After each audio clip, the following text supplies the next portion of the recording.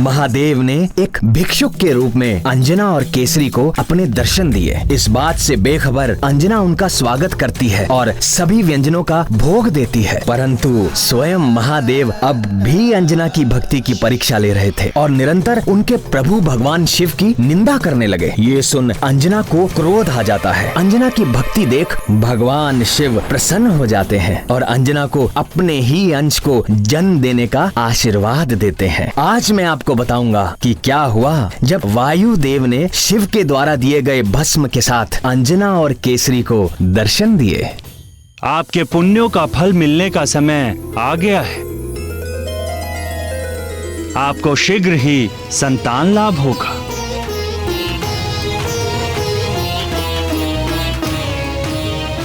कल्याण हो।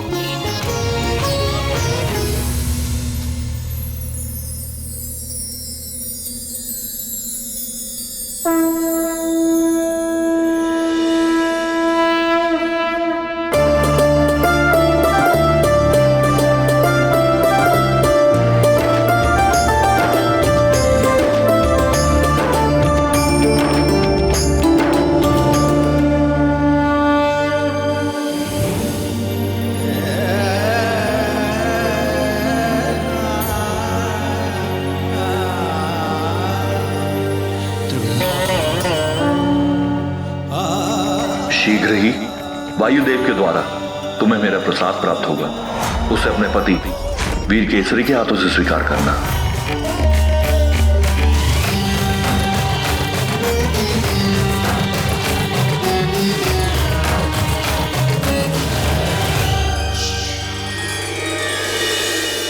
और कुछ समय पश्चात ही उनकी मनोकामना पूरी हुई। अंजना ने गर्भ धारण किया।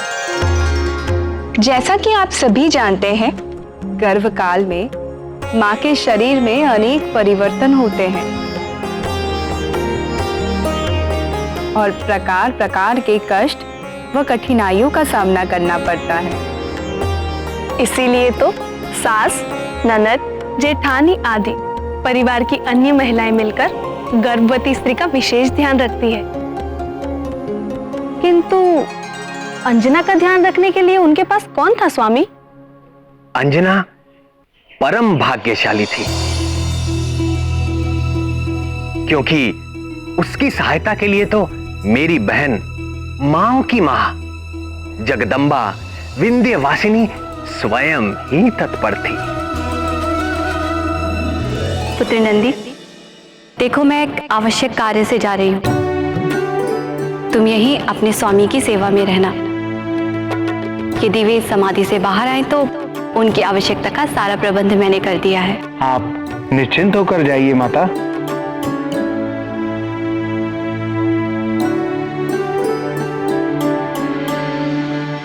भवानी प्रिय,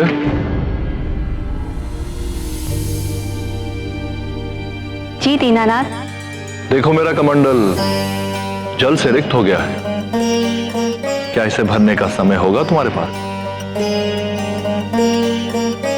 अच्छा जाने दो, मैं नंदी से कह देता हूं।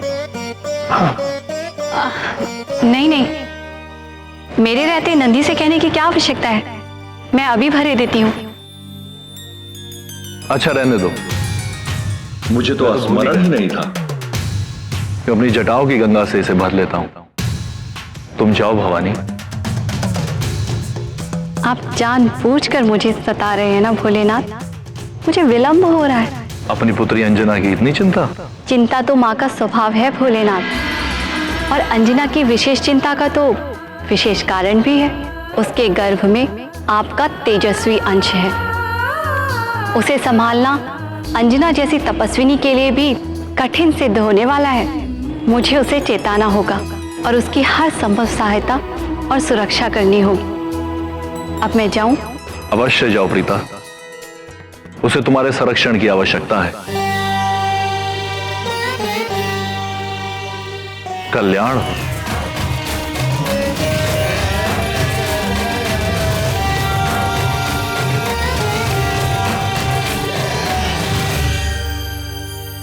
शंकर जी भी आप ही की तरह नटखट हैं, ये मुझे नहीं पता था। शिवाय विष्णु रूपाय शिवरूपाय विष्णवे। शिवश्च हृदयं विष्णु, विष्णुश्च हृदयं शिव। अर्थात हमारे श्याम सुंदर और कर्पूर गौरम भगवान शंकर में कोई अंतर नहीं। माँ जगदम्बा इतनी चिंता करती है, ये मैं नहीं जानती थी। भय के बिना प्रेम नहीं होता, और जहां प्रेम होता है भय और चिंता स्वयं चले आते हैं। और जब साधारण माताएं अपनी संतान को इतना प्रेम करती हैं, तो फिर जो सारे संसार के प्राणियों की मां है, उनके प्रेम और करुणा की क्या कोई था हो सकती है। उनका प्रेम अथाह अपार है।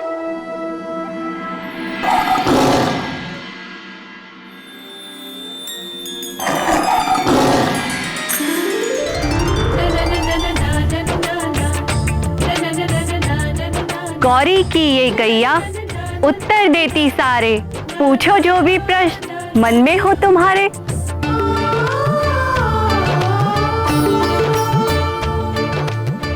गौरी की गैया, यदि आप आज्ञा दें तो मैं उसे बुलाकर कुछ पूछ लूं।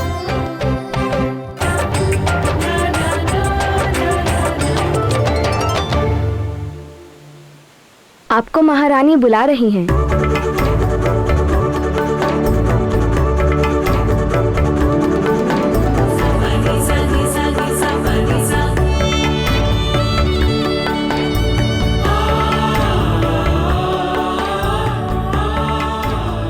गौरी की ये गैया उत्तर देती सारे, पूछो जो भी प्रश्न मन में हो तुम्हारे।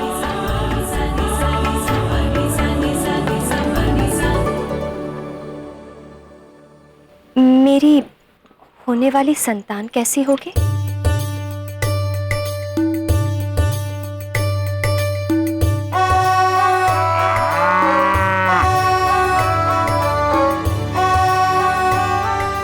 तप किया तूने कठिन, पाया शिव जी का वरदान। मन की चाह हुई पूरी, लाला होगा अब बलवान। पूत होगा चंचल नटखट, ज्ञानी और बड़ा गुणवान।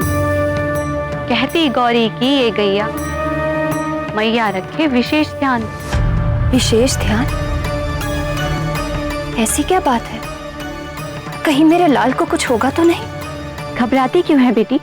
इसीलिए तो मैं आई हूं।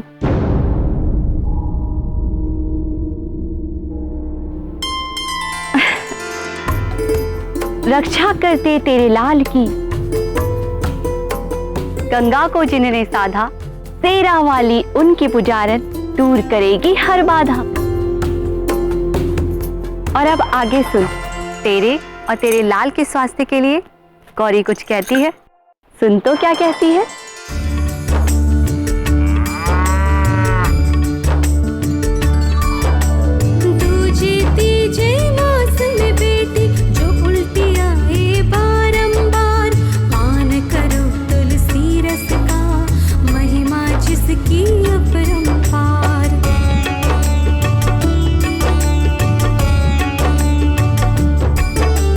साग पात फल और फूल, सेवन इनका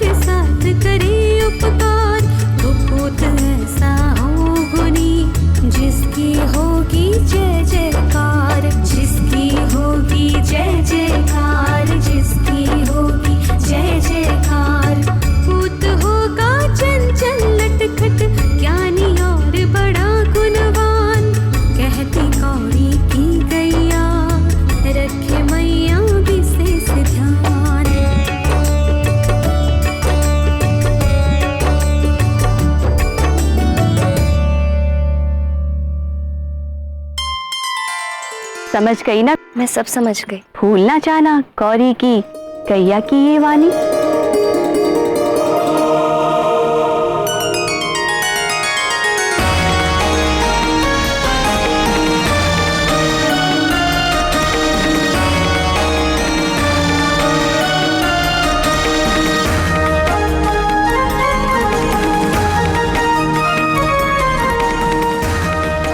रक्षा करते तेरे लाल की गंगा को जिन्होंने साधा, तेरा वाली उनकी पुजारन दूर करेगी हर बाधा।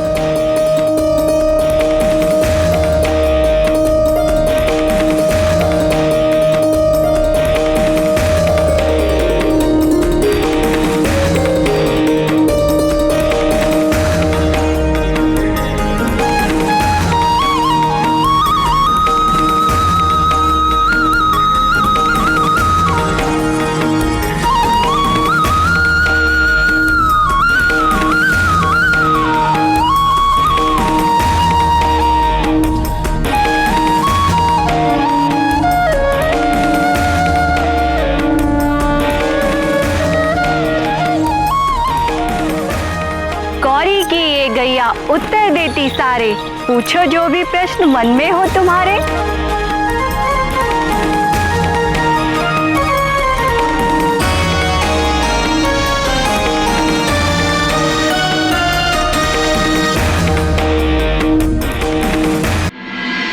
निश्चित ही माँ अम्बे के सभी निर्देशों का अंजना ने सर माथे पर रखकर पालन किया हो और भगवान शंकर के आशीर्वाद से हनुमान जी का निर्विघ्न जन्म हुआ होगा। ये कैसे हो सकता था? क्यों प्राणवल्लभ? हनुमान आज शांत और धीर चित्त दिखाई देते हैं, तो क्या आपने ये सोच लिया कि उन्होंने इसी प्रशांत मुद्रा में भजन करते हुए जन्म लिया था? तो क्या हनुमान बाल्यकाल में बहुत चंचल थे? बाल्यकाल तो क्या, उन्होंने तो अपनी लीला गर्भकाल से ही आरंभ कर दी थी। गर्भकाल से? गर्भ धारण करते ही अंजना के रूप में अलौकिक परिवर्तन होने लगा। उसका रंग चमक गया, मुखमंडल तेजस्वी हो गया, देह में से सुनहरी आभा निकलने लगी और उसकी भूख वो तो कुछ अधिक बढ़ गई।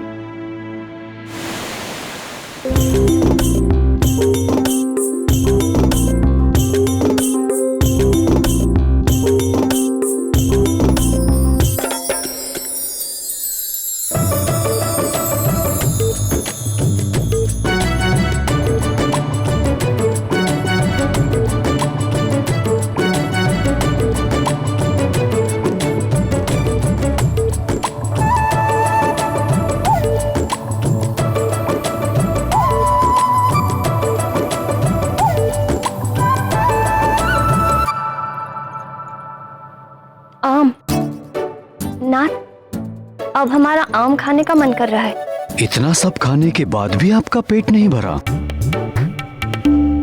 मेरा कहने का अर्थ है इस ऋतु में आम कहां से लाऊं प्रिय? आम तो ग्रीष्म ऋतु में होते हैं।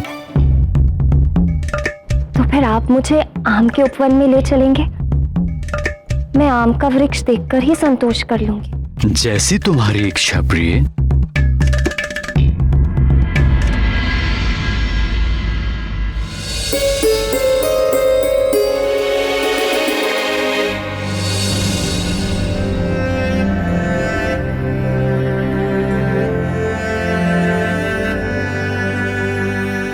निराश मत हो अंजने, मैं किसी सेवक को पूर्व वन में भेजता हूं, संभवतः वहां कुछ मिल जाए।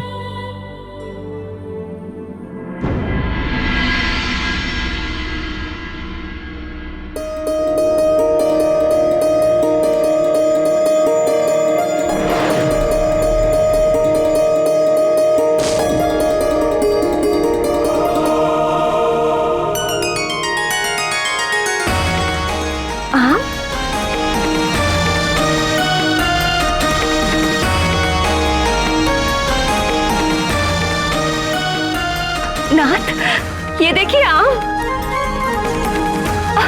वो देखिए कितना बड़ा और रसीला आम है।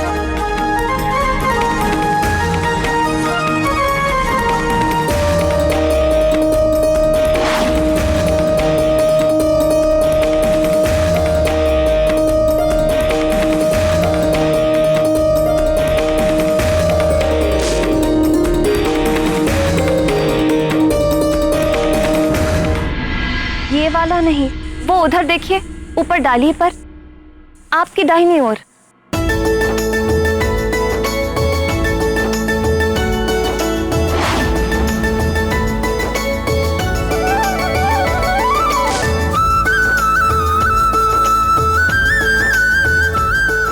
ये वाला नहीं, वो सबसे ऊपर वाली डाली पर जो है वो वाला।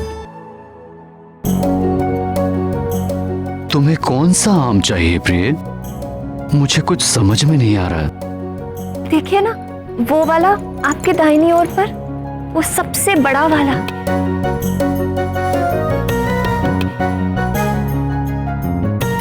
मैं बताती हूँ।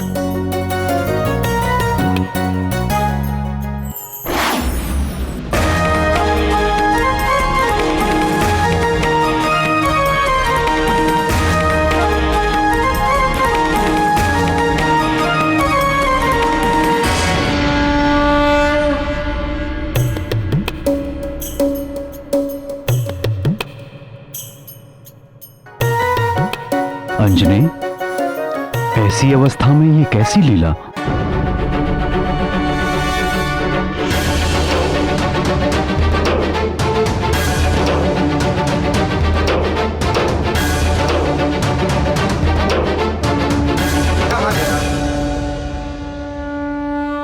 एक विचित्र, उसके भीतर एक असाधारण शक्ति का विकास होने लगा, जिसे देखकर स्वयं वीर केसरी भी हतप्रभ रह जाते। उस शक्ति का स्रोत कोई और नहीं, अंजना के गर्भ में पल रहे महातेजस्वी महाबली हनुमान ही थे। कल एक विचित्र अनुभव हुआ रात को। मुझे ऐसा लगा जैसे आपका पुत्र गर्भ में चल फिर रहा है। एक पल के लिए तो मैं घबरा गई थी। 5वें मास में हर गर्भवती माँ को ऐसा एहसास होता है प्रिय। हाँ, और इसका स्मरण होते ही मेरा मन प्रसन्नता से भर गया। अरे देखिए, फिर से चल फिर रहा है आपसे बात करते करते।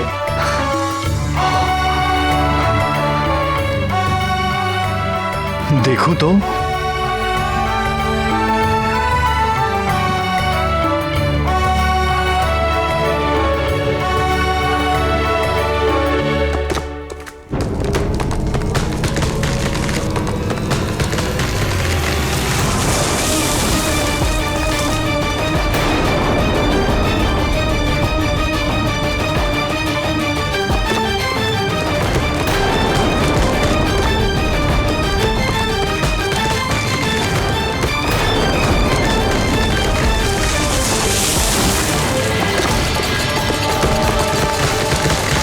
अंजलि,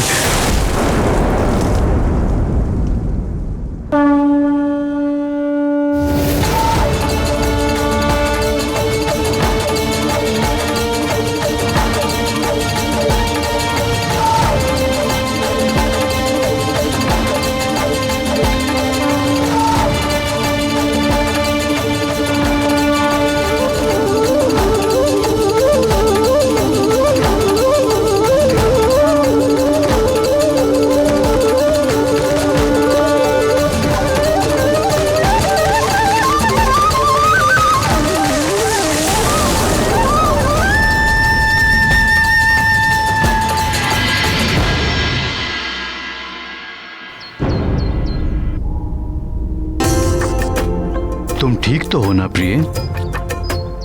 जी, मैं बिल्कुल ठीक हूँ। कुछ ना कुछ अलौकिक शक्ति सी आ गई।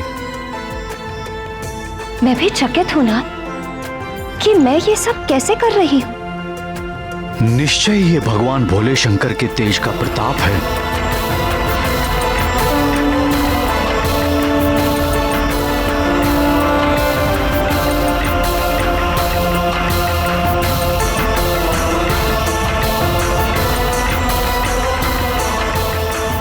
जय गौरीश्वर। जय गौरी शंकर।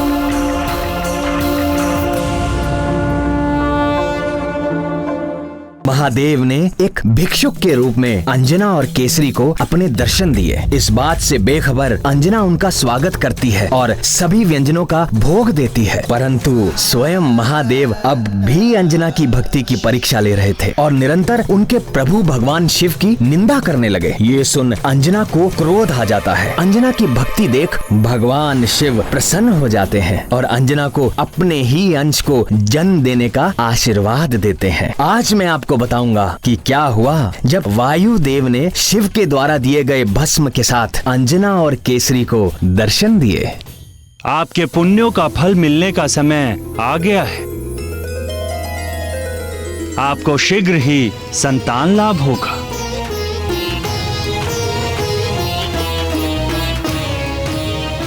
कल्याण हो।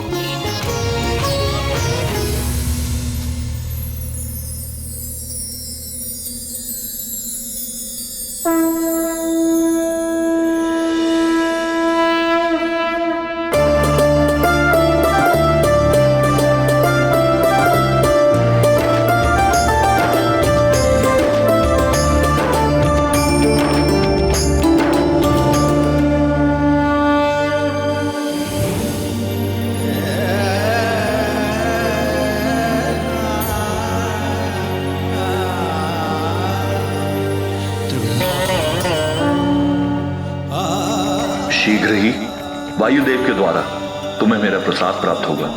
उसे अपने पति वीर केसरी के हाथों से स्वीकार करना।